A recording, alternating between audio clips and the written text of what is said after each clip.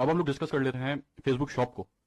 जैसे आपका स्टोर है, इसके ऊपर डिफरेंट प्रोडक्ट्स हैं, डिफरेंट कैटेगरीज हैं, नेविगेशंस हैं, बैनर्स हैं, इसी तरीके से एक मिलता जुलता स्टोर फ्रंट आप अपनी विद इन फेसबुक इंटरनली भी बना सकते हैं कि जिसको फेसबुक शॉप का नाम दे दिया।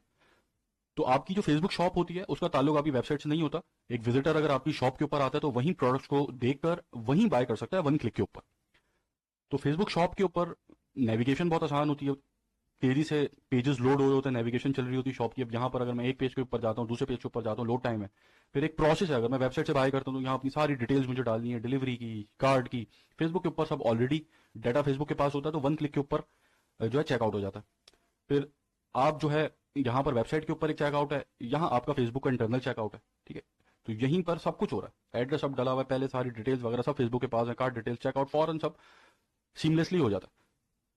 ठीक है, तो फेसबुक शॉप जो है इसके ऊपर बहुत ज्यादा रिस्ट्रिक्शंस होती हैं आपकी प्रोडक्ट्स अप्रूवल्स के ऊपर, कि आप कौन सी प्रोडक्ट अपनी शॉप के ऊपर बेच रहे हैं, आपकी डिलीवरी टाइम क्या है, जो आपने डिलीवरी टाइम दिया है उसके ऊपर प्रोडक्ट हो भी रही है, डिलीवर नहीं हो रही, फिर आप ट्रैकिंग बाकायदा आप फेसबुक को देते हैं, आपकी प्रोडक्ट ट्रैक होती है, जब वो रिसीव हो जाती है कस्टमर को उसके बाद 30 दिन के बाद अंदर मतलब आपको जो है पे आउट्स मिलता है। ठीक है, तो उसके अंदर बहुत सख्ती है, बहुत ज्यादा कड़ी नजर फेसबुक रखती है सेलर्स के ऊपर, और ये पाकिस्तान में अवेलेबल नहीं।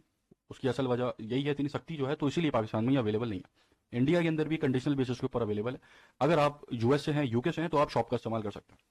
जैसे पाकिस्तान के अंदर अगर आप शॉप क्रिएट करेंगे तो ये आपको, आप यहाँ पर शॉप क्रिएट नहीं कर सकते, या आपको अलाउ नहीं करेगी फेसबुक। ठीक है, सो मैं अगर यहाँ पे क्लिक करता हूँ गेट स्टार्टेड के ऊपर, तो ये मुझे एरर दे रहा है, shops are not available in your region. ठीक है, लेकिन अगर ये आपके रीजन में अवेलेबल है तो फिर आप अपने कॉमर्स मैनेजर के अंदर जब जाएंगे तो आपको कैटलॉग के नीचे शॉप्स का एक ऑप्शन नजर आएगा। अब शॉप बनेगी कैसे? जैसे आपने कैटलॉग के अंदर वन क्लिक के अंदर अपने पिक्सल को, कैटलॉग को, बिजनेस अकाउंट को, सारी चीजें कनेक्ट कर ली थी, वैसे ही अगर आपके रीजन के अंदर अवेलेबल होगी फेसबुक शॉप, तो वहां पर आपको फेसबुक शॉप का ऑप्शन भी नजर आएगा। जैसे अभी हमने जो अकाउंट बनाया था शॉपिफाई के ऊपर वो पाकिस्तान से बनाया था, तो वहां पर हमें शॉप का ऑप्शन नहीं मिला। लेकिन अगर हम वो पाकिस्तान से बाहर से बनाते या उस रीजन से बनाते कि जहां पर शॉप अवेलेबल है, तो फिर हमें शॉप का ऑप्शन भी मिलता और साथ वन क्लिक के ऊपर हमारी शॉप भी बनती। तो जब आपकी शॉप बन जाएगी तो आपकी कैटलॉग और शॉप आपको कॉमर्स मैनेजर के अंदर यहां नजर आएगी। शॉप के टैब के अंदर जब आप जाएंगे तो यहां पर आपको कुछ इस तरीके का इंटरफेस दिखेगा।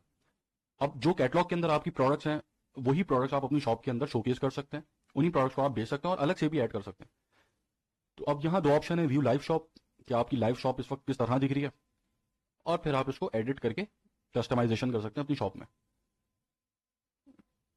तो यहाँ सबसे पहले आपका जो पेज का नाम है वो नजर आ रहा है, जैसे जो हमने डेमो पेज एक बनाया था रॉल स्पीक है, वो शॉप के साथ कनेक्टेड है, तो वो ये पेज आपको दिख रहा है। अगर उस पेज पे बैनर लगा होगा तो वो बैनर आपको यहाँ शॉप के ऊपर नजर आएगा। अभी इस पेज पे बैनर नहीं है तो नजर नहीं आ रहा। जो आपके पेज की डीपी है वो आपको यहाँ पे नजर आएगी। फिर ऑल प्रोडक्ट्स का ऑप्शन है, फॉलो का ऑप्शन है, यहाँ कैटेगरीज नजर आ रही है, यहाँ सर्च नजर आ रहा है, तो यहाँ पे मेन्यू नजर आ रहा है। तो अब इसको आप अपने स्टोर फ्रंट के हिसाब से जो आपको सही लगता है कस्टमाइज कर सकते हैं। ठीक है, अब जैसे यहाँ पर मैं अगर ऐड न्यू के ऊपर क्लिक करूँ तो मैं यहाँ कोई प्रोडक्ट भी दिखा सकता हूँ। जैसे यहाँ पर ये प्रोडक्ट मैंने दिखा दी।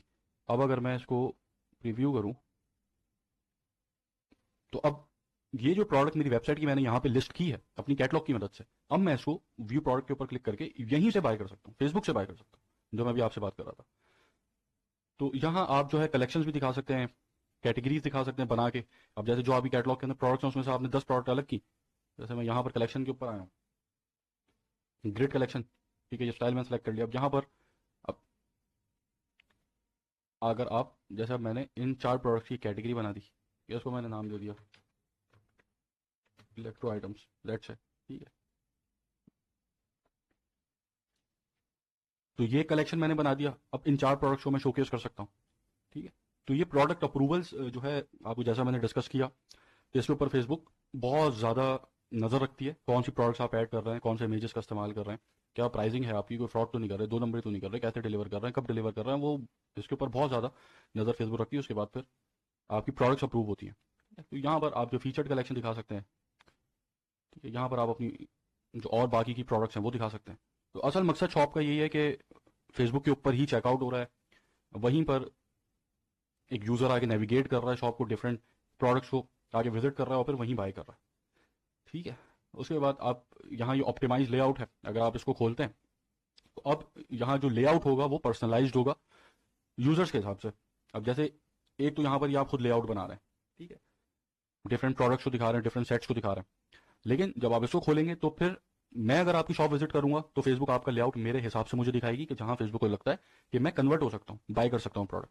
कोई और उसको विजिट करेगा तो उसको लेआउट अपने हिसाब से नजर आएगा, ठीक है। बाकी जो प्रोडक्ट्स हैं वो भी पर्सनलाइज्ड होती हैं, जो हमने कैटलॉग के अंदर डिस्कस किया था कि वहां आपको जिस तरीके से पर्सनलाइज प्रोडक्ट्स नजर आ रही होती हैं, वैसे ही शॉप के ऊपर भी आपको पर्सनलाइज प्रोडक्ट्स ही फेसबुक दिखाती है कि जिसके अंदर आपके कन्वर्जन के चांसेस बहुत ज्यादा है, ठीक है। तो आप ये कुछ सेटिंग्स हैं इसकी बेसिक सी, इसके अंदर आप कुछ एडिटिंग जो है मॉडिफिकेशन कर सकते हैं, लेआउट्स बना सकते हैं। उसके बाद ये आपकी कुछ बेसिक सेटिंग्स हैं जिसके अंदर विजिबिलिटी आ गई, इन्वेंट्री आ गई, टैग्ड कंटेंट आ गया, वेबसाइट कंटेंट आ गया कि आप आपकी वेबसाइट आपकी शॉप के साथ सिंक्ड है या नहीं है, ठीक है। जो हमने डिस्कस किया था सब पहले, जो हम डिस्कस कर चुके हैं, कैटेगरीज आ गई कि आपको कैटेगरी दिखानी नहीं दिखानी। तो ये सारी चीज़ें आप जो बेसिक से इसकी इसका इंटरफेस है, लेआउट है, ये आप अगर शॉप आपके रीजन में अवेलेबल है तो आप शॉप इस तरीके से बनाएंगे। अब हम लोग आगे बढ़ते हैं और कुछ चीज़ों को डिस्कस करते हैं।